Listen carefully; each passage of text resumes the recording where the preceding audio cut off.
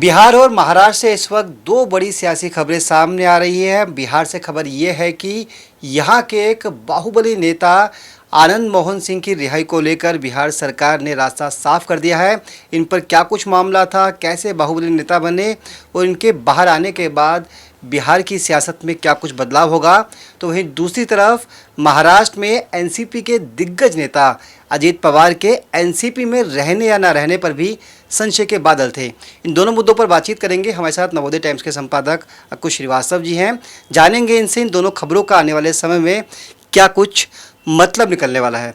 Sir, स्वागत है आपका। बहुत बहुत शुक्रिया जी सर, उत्तर प्रदेश के अंदर जहां माफिया मिट्टी में मिलाए जा रहे हैं, तो वहीं बिहार में एक बाहुबली के बाहर आने का सरकार बेसब्री से इंतजार कर रही है। इतना ही नहीं, बाहुबली को बाहर निकालने के लिए सरकार ने कुछ नियम कायदे कानून भी बदल दिए हैं। कौन है ये बाहुबली और क्या है इनका राजनीतिक कदम?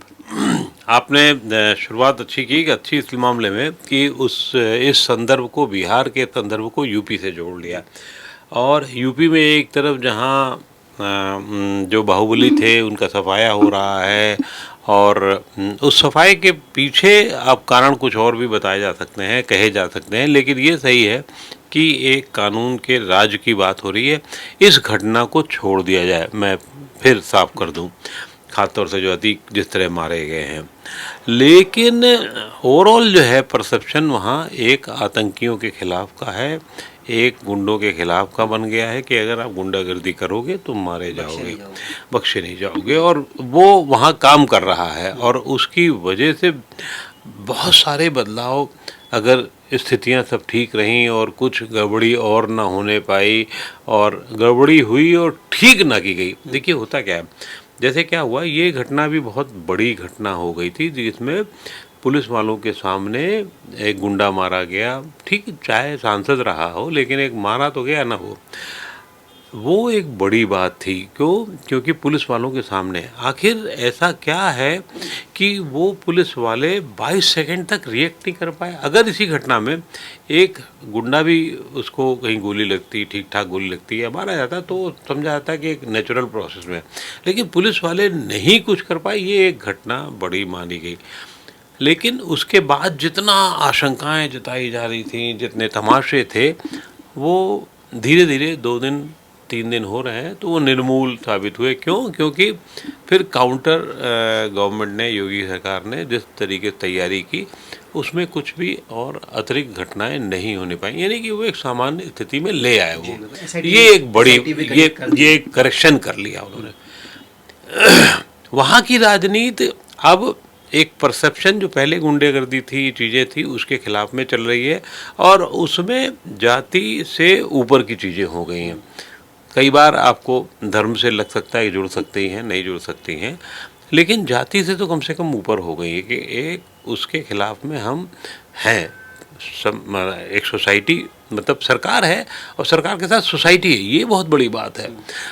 गुंडागर्दी के खिलाफ सोसाइटी है। कोई भी जो सामान्य आम आदमी है, वो तरीके पे हो सकता है कि आपसे कहे कि ये क्या गड़बड़ है, लेकिन जो डर गुंडों के दिमाग में रखा गया है वो बढ़ रहा है, वो ख़त्म हो रहा है। गुंडों के दिमाग का डर समाज की निगाह में ख़त्म हो रहा है, और गुंडों की का डर ख़त्म हो जाएगा पूरा। वो तरह से वो एक चल रहा है। दूसरी तरफ बिहार है। बिहार में क्या है, क्योंकि अब फिर वहाँ राजनीति दूसरी है। वहाँ पूरा खेल जातीय गठजोड़ का है, पूरा खेल सरकार बनाए रखने का है, पूरा खेल सरकार दूसरे की बनने ना पाए है उसका है, और पूरा खेल इस बात को लेकर के है कि अपना समीकरण कैसे मजबूत किया जाए। नीतीश कुमार साहब इतने सालों से मुख्यमंत्री हैं, बड़ा क्रांति अपने हिसाब में उन्होंने की, क्योंकि उनको एक गड्ढा बहुत बड़ा मिला, और उसको गड्ढे को धीरे धीरे उन्होंने बांटना शुरू किया और दिखाया कि हम बहुत बड़ा काम कर रहे हैं। पहला कार्यकाल बहुत अच्छा था उनका, और निश्चित रूप से क्योंकि तब तो 10 मंजिल नीचे तक का गड्ढा हो चुका था लालू यादव के कार्यकाल के दौरान में। तो उन्होंने एक बिजली का बल्ब भी जलाया तो थोड़ी रोशनी तो आई गई ना। वो बात दूसरी कि उन्होंने जानबूझ के, चाहते तो भी 10 बल्ब नहीं जलाए, लेकिन एक एक करके दिया वो उसका। तो अब जब कभी भाजपा के साथ, कभी नहीं भाजपा के साथ, कभी आरजेडी के साथ, कभी लालू जी की निंदा। 15 साल तो जीते ही लालू जी की निंदा के साथ में है। जंगल राज एक शब्द अगर आ जाता था तो आफत हो जाती थी। तो उसी हर चुनाव में वो लालू यादव के खिलाफ में एक वॉल्यूम बढ़ा दिया जाता था कि जंगल राज आने वाला है। लेकिन अब वहीं पर है, उसी शरण में है। वहाँ पर कितने कंफर्टेबल है नहीं है, ये एक हमेशा चर्चा और विवाद का विषय रहता है कि वो तेजस्वी यादव या लालू यादव के साथ आने वाले दिनों में कितने कंफर्टेबल रह पाएंगे, क्या उतनी आगे बातचीत आगे तक ले जा पाई जाएगी, क्या वो कहीं कहीं बीच में ये भी बात आती है जिसको मैं नहीं मानता कि भाजपा के साथ फिर चले जाएंगे। ऐसा होगा नहीं है, क्योंकि अब बहुत आगे तक जा चुके हैं। पहले भी वो आगे जा करके बहुत पीछे तक आए हैं, ऐसा नहीं है। जब आप याद करिएगा 14 के चुनाव के बाद वो जब वो नीतीश कुमार ने मोदी और नीतीश कुमार का जो हाथ उठाया गया था तो उसी से बहुत खफा हो गए थे वो। 9 के मेरे ख्याल से 10 के चुनाव के आसपास की बात थी वो। तो वो उसी से बहुत खफा हो गए। लेकिन फिर भाजपा के साथ मैंने सरकार बनाई, बड़ी अच्छी अच्छी बातें हुई। तो राजनीति वहाँ तो सिर्फ और सिर्फ सरकार में रहने की है, और मुझे नहीं लगता कि उससे कुछ ज़्यादा है वहाँ।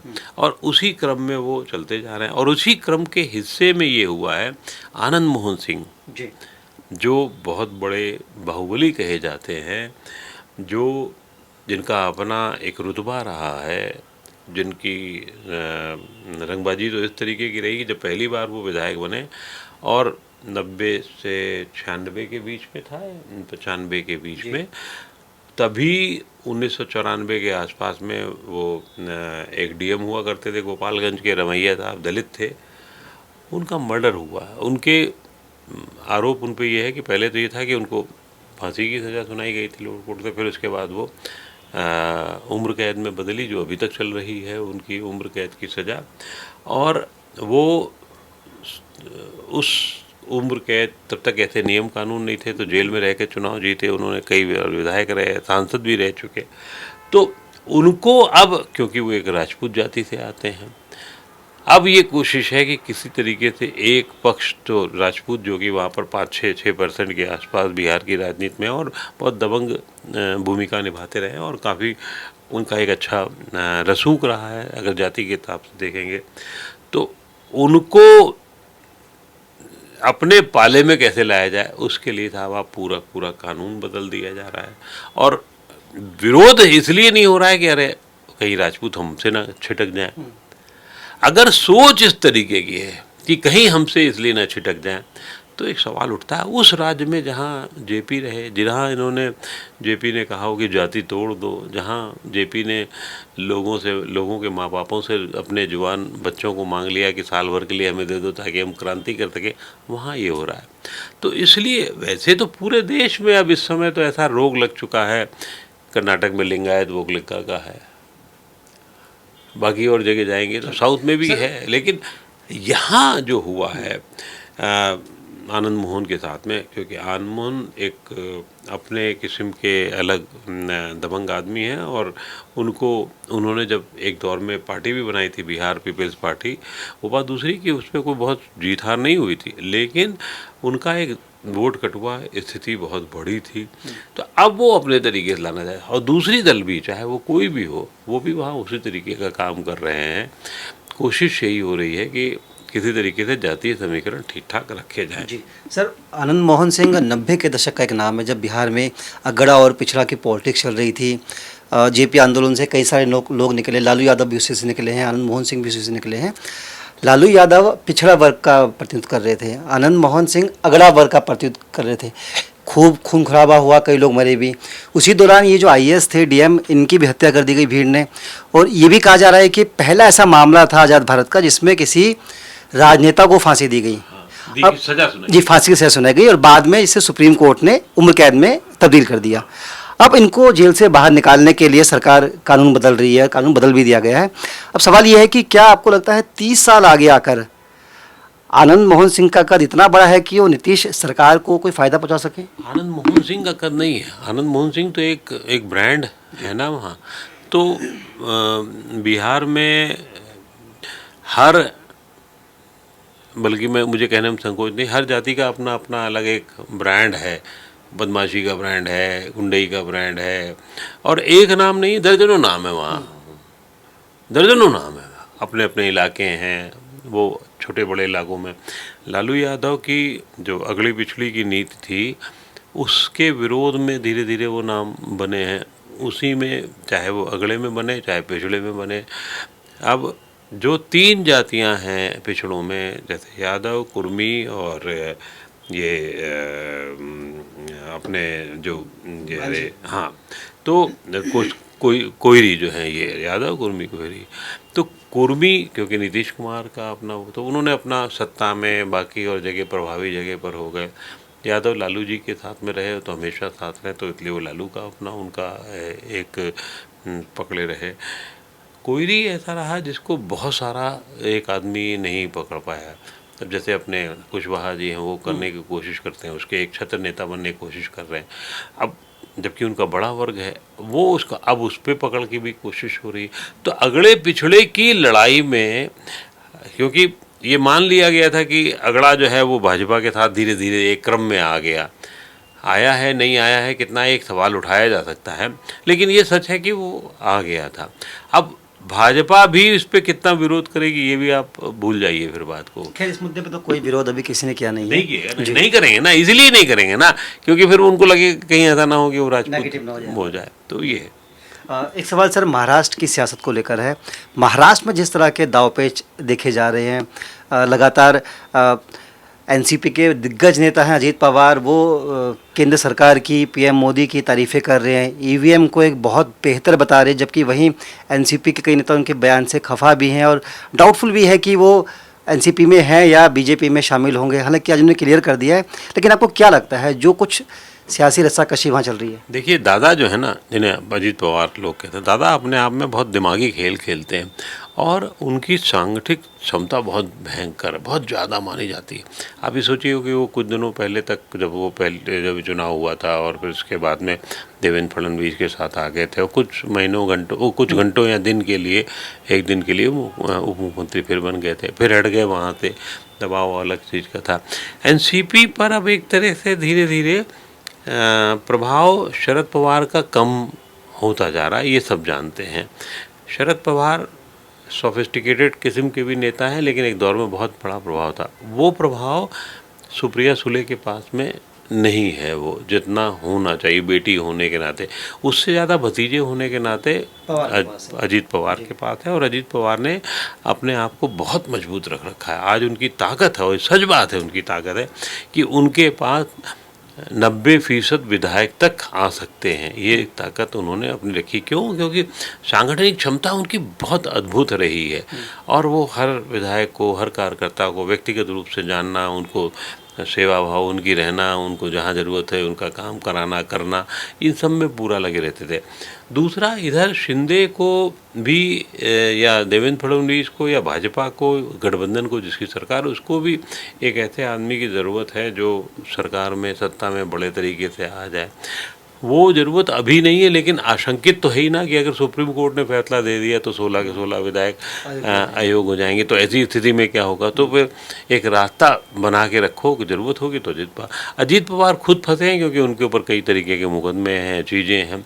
तो अब हर आदमी हर तरीके से रणनीति को सोच समझ करके काम कर रहा है। अजीत पवार ने ट्विटर से अपना एनसीपी का टैग हटा दिया है, लेकिन एनसीपी पर कब्जा उन्हीं का, ये भी बता दूं मैं आपको, ये मैं शब्द जानबूझ के इस्तेमाल कर रहा हूँ।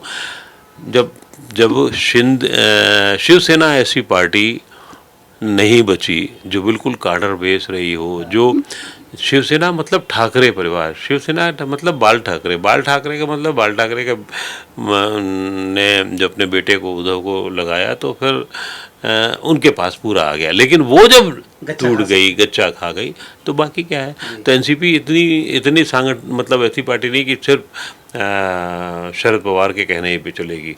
वो उनका कहना सुनना, जो कुछ भी होगा, सुप्रिया तो अलग हैं ही, लेकिन वो कहना सुनना वही होगा जो अजीत चाहेंगे, अजीत पवार जो चाहेंगे वही होगा।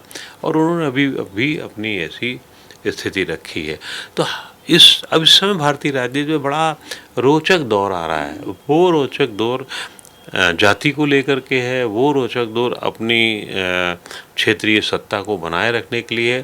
और अब वो भी दौर नहीं है कि अभी का देख लो, अब वो दौर है इस समय 5 साल बाद क्या होना है, 4 साल बाद क्या होना है। शतरंज का खेल जो है भाजपा जो खेलने में अपने आप को बहुत माहिर मानती रही है, अब वो दूसरे लोग भी, दूसरी पार्टियां भी उसी तरीके के खेल खेल रहे हैं। इसलिए राजनीति में मुश्किल भी आने वाली। कर्नाटक का चुनाव होने जा रहा है, वो देखिए, फिर उसके बाद 3 राज्यों के और होंगे जहां इतना आसान नहीं होगा खेल। होगा, क्या होगा ये तो वक्त बताएगा, लेकिन सब खेल बहुत आगे के खेल हो रहे हैं। ये नहीं है कि सीधे सीधे खेल हो रहे हैं कि लिंगायत तो मोगलिगा का वोट मिल गया। अब उसमें उसके बाद भी सोचा जा रहा है कि अगर यहाँ दलितों का वोट बैंक कहाँ जाएगा, कुरबा का कहाँ जाएगा, ये कहाँ जाएगा, अगर ये कॉन्स्टेलेशन हुआ यूपी घटना का वहाँ कैसे होगा। अब चुनाव जो है वो स्थानीय राजनीति में नहीं हो रहा है। मेरा दावा है कर्नाटक में पूरा जो कंसल्टेशन है वो हिंदू मुसलमान पे धीरे धीरे हो जाएगा, लिंगायत और वोकलिगा के अलावा चलेगा। तो ये बदलाव हैं जो चलते रहेंगे अभी। चलिए सर, बहुत बहुत शुक्रिया। तो बिहार और महाराष्ट्र में सियासत किस करवट बैठ रही है तो आने वाले वक्त में पता लगेगा, लेकिन वहाँ पर फिलहाल जो कुछ हो रहा है उसका आने वाले समय में क्या कुछ असर हो सकता है, इसी पर हमारे साथ जुड़े हुए थे नवोदय टाइम्स के संपादक अकुश श्रीवास्तव जी।